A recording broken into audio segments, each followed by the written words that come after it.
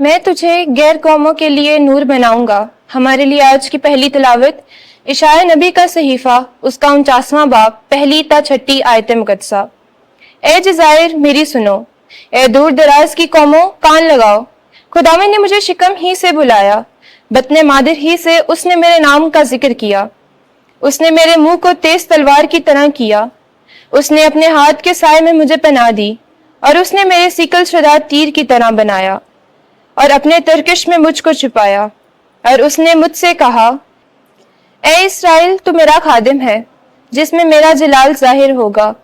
یوں میں نے خداوند کی نگاہ میں عزت پائی، اور میرا خدا میری قوت بنا۔ تب میں نے کہا کہ میری مشقت بے فائدہ رہی، میں نے اپنی قوت اب اور بے سبب صرف کی ہے۔ یقیناً میرا انصاف خداوند کے پاس اور میرا اجر خدا کے ساتھ ہے۔ اور اب خداوند کہتا ہے، یعنی وہ جس نے مجھے شکم ہی سے اپنا خادم بنایا، تاکہ یعقوب کو اس کے پاس پھیر لاؤں اور اسرائیل کو اس کے پاس فراہم کروں۔ یہ ہلکی سی بات ہے کہ تو میرا خادم ہے، تاکہ یعقوب کے قبائل کو اثر نو قائم کرے اور اسرائیل کے پسماندوں کو پھیر لائے۔ اس لیے میں تجھ کو غیر قوموں کا نور بناؤں گا، تاکہ تو زمین کی انتہا تک میری نجات کا باعث ہو۔ پاک کلام کے پڑھے اور سنے جانے پر خدا کی برکت۔ زبور 139 جماعت جواب۔ میں تیرا شکر کرتا ہوں کہ میں عجیب طور سے بنایا گیا۔ اے خداوند، تو مجھے جانچتا ہے اور تو جانتا ہے، تو میرا اٹھنا بیٹھنا جانتا ہے، تو میرے حالات کو دور سے سمجھ لیتا ہے، تو میرا چلنا اور لیٹنا پرکھتا ہے، تو میرے سب راہوں سے واقف ہے۔ جماعت جواب۔ میں تیرا شکر کرتا ہوں کہ میں عجیب طور سے بنایا گیا۔ تو نے میری ماں کے بطن میں مجھے ترکیب دیا ہے۔ میں اس لیے تیرا شکر کرتا ہوں کہ میں اس قدر عجیب طور سے بنایا گیا، اور کہ تیری صنعتیں تعجب انگیز ہیں۔ جماعت جواب۔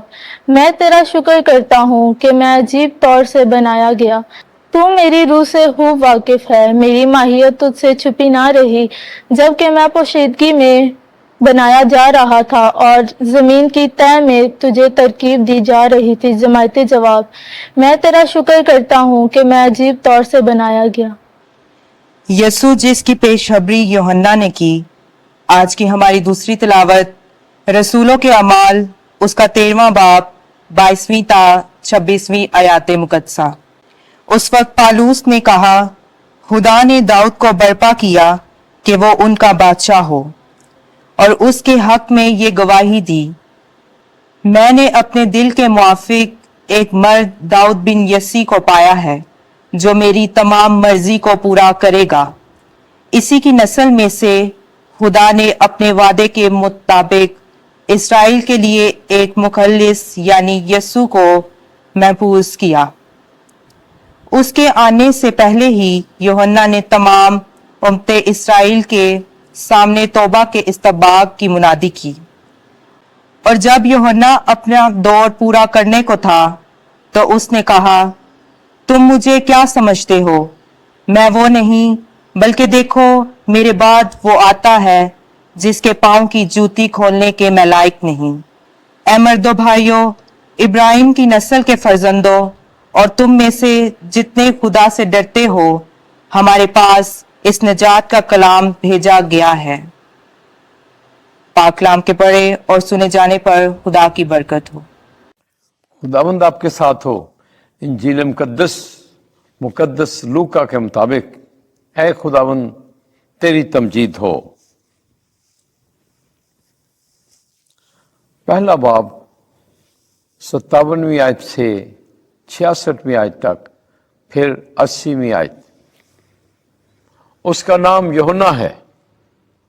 اس وقت الصبات کے وضع حمل کا وقت آ پہنچا، اور اس کے بیٹا ہوا، اور اس کے پڑوسیوں اور رشتہ داروں نے یہ سن کر کہ خداوند نے اس پر بڑی رحمت کی، اس کے ساتھ خوشی منائی، اور وہ 8ویں دن بچے کا ختنہ کرنے آئے، اور اس کے باپ کے نام پر اس کا نام زکریا رکھنے لگے۔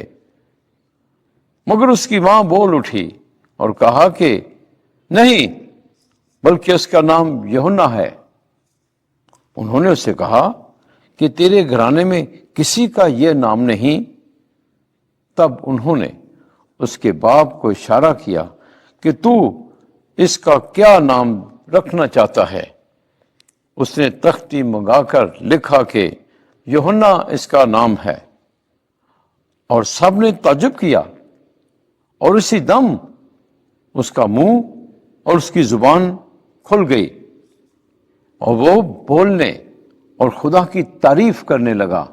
تب ان کے آس پاس کے سارے رہنے والوں پر ڈر چھا گیا، اور یہودیہ کے تمام کوہستان میں ان سب باتوں کا چرچا پھیل گیا، اور سب سننے والوں نے ان کو اپنے دل میں رکھ کر کہا کہ یہ بچہ کیسا ہونے والا ہے، کیونکہ یقیناً خداوند کا ہاتھ اس پر تھا، اور وہ بچہ بڑھتا اور روح میں قوت پاتا گیا، اور اسرائیل پر اپنے آپ کو ظاہر کرنے کے دن تک ویرانوں میں رہا۔